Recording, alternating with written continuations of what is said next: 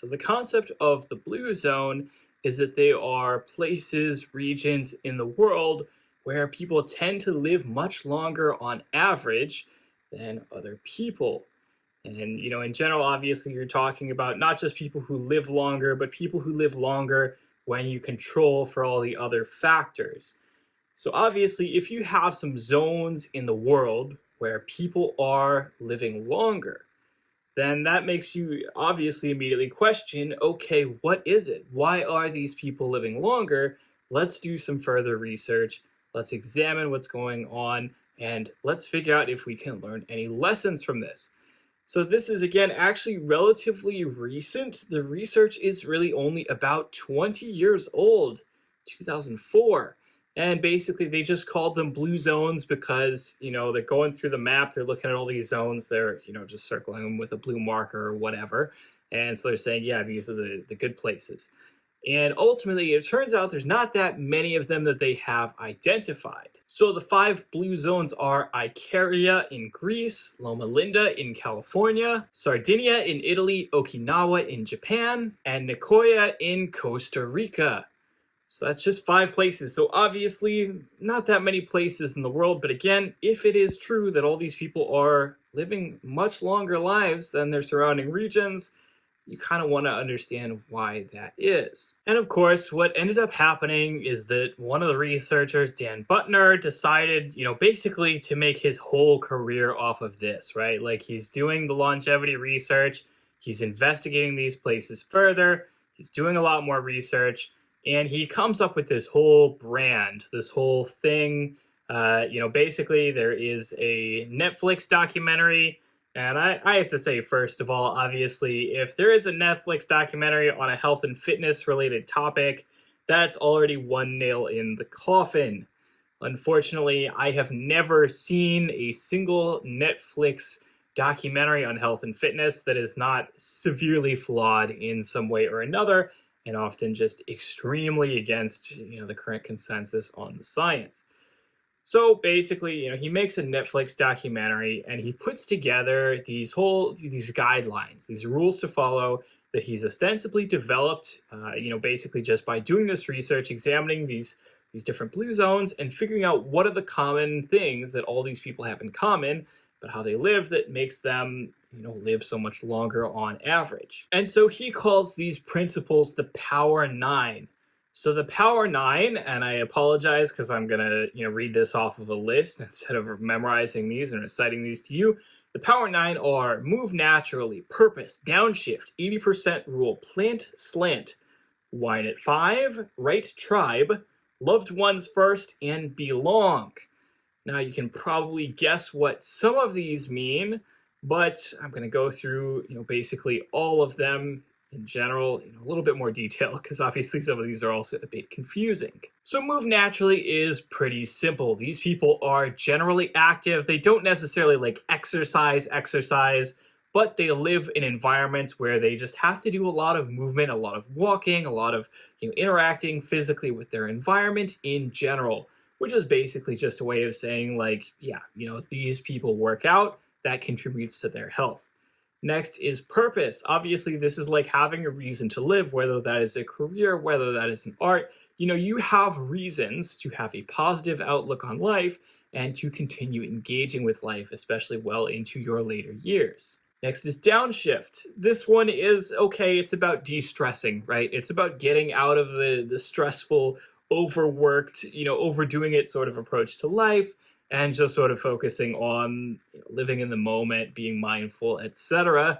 And, again, you can't really argue with that. Good principle, fine. Next one is 80% rule. This one is a little bit more confusing, but basically just what it means is don't eat too much. That's basically what it means. They're suggesting that basically it means you eat 80% of what you need to feel hungry as opposed to, eating 100%. And again, this is just a fancy way of saying, don't eat too much, maybe calorie restrict a little bit. It is what it is. Next one is plant slant. Similar thing. Maybe you're not a vegetarian specifically, but you probably eat a lot more fruits and veggies. And again, Can't really argue with that. Eating more fruits and veggies is generally a healthy thing for most people. Next is wine at 5. This one is basically just that people drink moderately in small amounts. And, the suggestion here is like, you're drinking wine with dinner or whatever the case is. Now, this one is one that I started to take issue with because basically all of the research we have shows that alcohol is not healthy for you. Not in any amount. It used to be believed that yes, small amounts of alcohol, especially, potentially healthier alcohols like wine, could potentially have some health benefits because of like antioxidants and stuff like that. But what we have seen repeatedly over and over in the research in the past however many years is that alcohol is not really safe at any level. It's not really healthy at any level, simply because alcohol is a carcinogen. And so, you would have to have some pretty awesome health benefits to offset the fact that it's a carcinogen, and those have not really materialized. We don't really see that in the research. So this is where I might start to sour on this list of recommendations, but again, we'll continue from here. Next one is belonging. So this is just, being part of a community. Have a good community focus. Engage with other people in your community, whether that's attending faith-based services, or some other community that you are plugged into. Again, can't really argue with that. That's great. Next is loved ones first. And this is also, basically like, hey, you care about your family. You're really plugged into your family. And personally, I think that this is like basically the same as community. This is where it starts to get like, like, really, did you have to come up with a separate rule for this? But, fine. Again, can't really argue with that too much. Obviously, having loved ones, having family members that you are really connected to, again, net positive, obviously. And then the last one is right tribe. And again, this is just another fancy word for saying being a part of the right community, being in the right place. They're kind of just saying like, oh, you live in a community that enhances and sort of reinforces the positive behaviors that you have so that you stay on them over time. And again, like, come on, like you've just basically said the same principle 3 times in a row in different ways. So, okay, yeah, sure, fine, but you didn't really need a separate principle for this. Now, the issue that I have often with a lot of these, rules-based prescriptions is that very often it's like, yeah, all of these things are fine. All of these things are great. All of these things are going to make you healthier. And of course, I could say the same thing about the Liver King, right? Like the Liver King, for all that he's got going on, all the silliness, all the absurdity, all the fact that he's, was for a long time lying about using steroids and eventually came out and admitted it. He had his like primal principles, and aside from, eating raw meat, a lot of them were, like, okay, yeah, like fine, that's great stuff.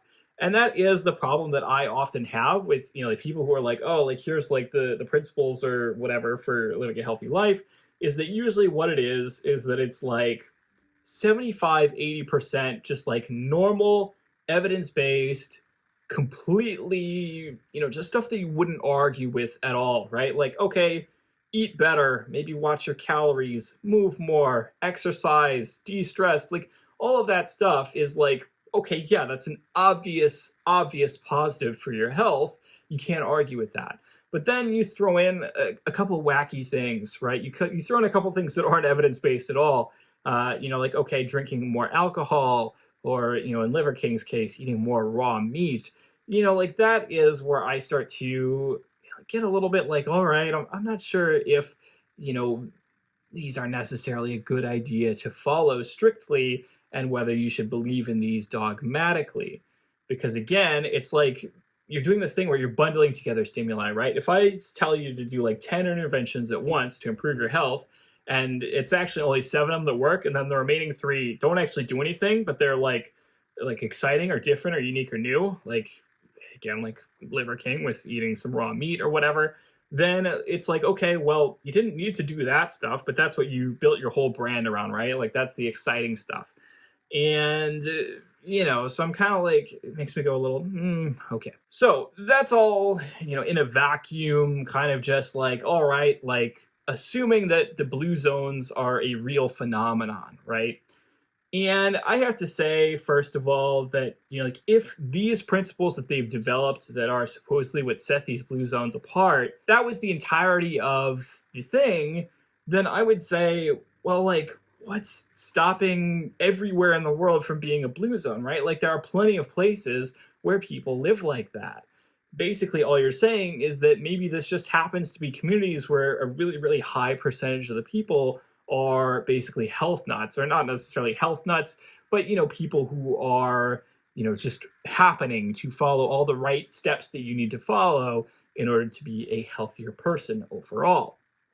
And that also begs the question of like, well, okay, like if like these people in Sardinia act like this, what's stopping like other communities in Italy, which are ostensibly probably pretty culturally similar, have similar sets of economic factors and so on, from being basically the same? Like, why is it that Sardinia is different but other parts of Italy are not? Because you describe all of these principles to me, being connected to a community, like moving a lot, like having some wine, eating plant-based diet, not eating too much, etc., not stressing out.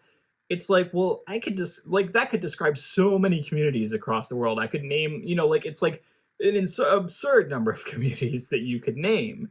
And so it's like, okay, again, why is it that these blue zone communities are any different when basically nobody is stopping you from implementing these policies or these cultural changes elsewhere? So something we've kind of known about for a while in the research-based community is the fact that there is also research contradicting this blue zone research. So obviously there is I don't necessarily want to attribute malintent to people, right?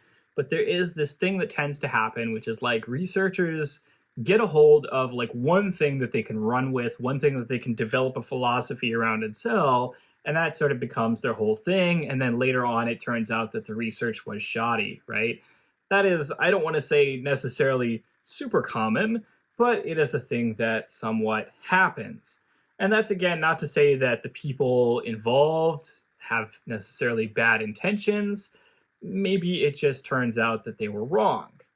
But unfortunately, when you spent, say, something like 20 years, pitching a certain, perspective, it becomes really hard to just admit that a lot of your career, a lot of the ground that it was based on is not necessarily very solid and is, in fact, in some cases, incorrect.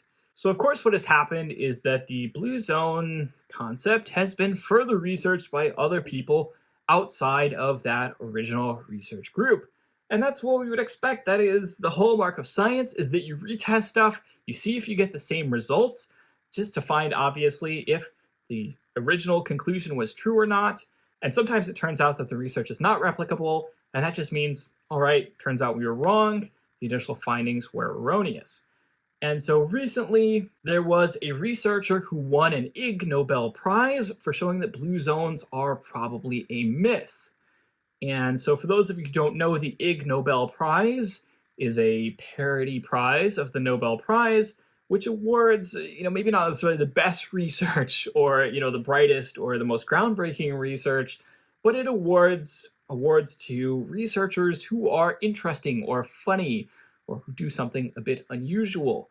And in particular, basically, this guy did a study on the concept of the blue zones, and what he found is that these places are extremely highly correlated with places with lots of clerical errors, lots of people committing pension fraud, and of course, just bad record keeping. In the process, Dr. Newman revealed that the well-publicized blue zones claims for the secrets of longevity are infallibly flawed.